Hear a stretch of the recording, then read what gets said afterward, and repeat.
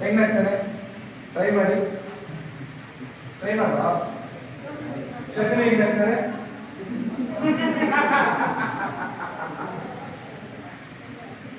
ಸಂತು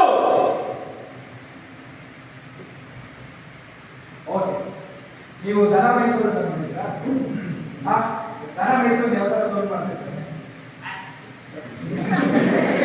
ಹೆಂಗ್ ಮಾಡ್ತಾರೆ ನೋಡಿದ್ಯಾ ಮೈಸಿದ್ಯಾ ವೆರಿ ಗುಡ್ ಯಾವ ಊರು ನಿಮ್ದು ಊರು ರಾಮನಾಥ ವೆರಿ ಗುಡ್ ದನ ಮೈಸೂರು ಅಂತ ಸೋಲ್ ಮಾಡ್ತಾರೆ ಕೇಳಿದ್ದೀರಾ ಮಾಡಿ ಹೇಗೆ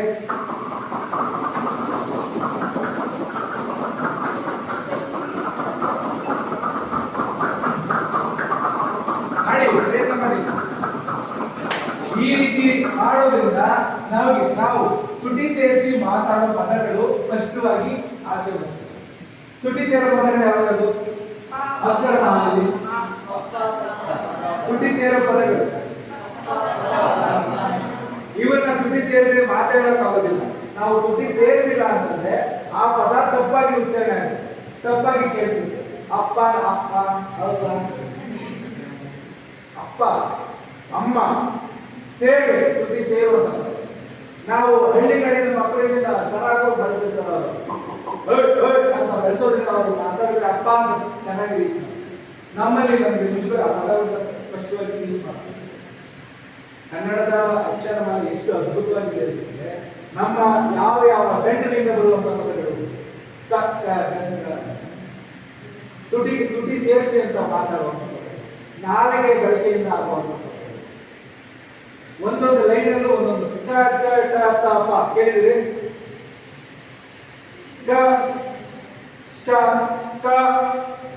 ಅನ್ನೋ ಎಲ್ಲಾ ಪದಗಳು ಗಂಟಲಿಂದಲೇ ಗಮನಿಸಿದ್ರೆ ಇದು ಕನ್ನಡದ ಅದ್ಭುತ, ಭಾಷೆಯ ಅದ್ಭುತ.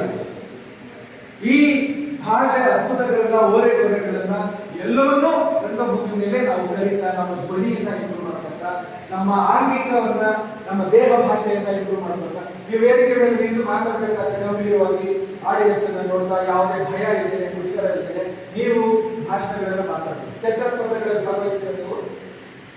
ಭಾಗವಹಿಸಿದ್ದೀರಾ? ಚರ್ಚಾ ಸ್ಪರ್ಧೆಗಳು ಮಾಡಿಲ್ಲ, ಅದರಲ್ಲೆಲ್ಲ ಭಾಗವಹಿಸಬೇಕು, ಮಾತಾಡಬೇಕು.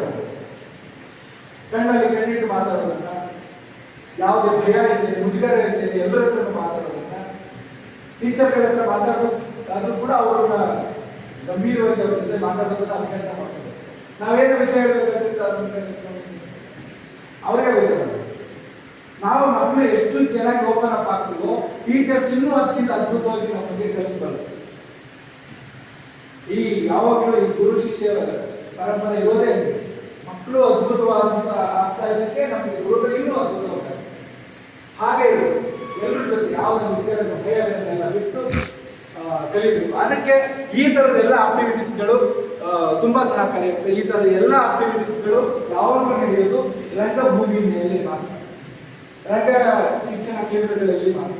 ಇವು ಭಾಷೆಯನ್ನ ಕಲಿಸ್ತಾ, ನಿಮ್ಗೆ ಭಾವಗಳನ್ನ ಕಲಿಸ್ತಾ, ನಿಮ್ಮ ಒಳಗಡೆ ಇರೋ ಭಯಗಳನ್ನ ಆಚೆ ಹಾಕ್ತಾ ನಿಮ್ಮನ್ನ ಅದ್ಭುತವಾದಂತ ಮಾದರಿ ವ್ಯಕ್ತಿಗಳನ್ನಾಗಿ ಮಾಡಕ್ಕೆ ಸಾಧ್ಯ ಇರುವಂತಹ ಒಂದು ಕ್ಷೇತ್ರ ಅಂತ ಅದು ರಂಗಭೂಮಿ.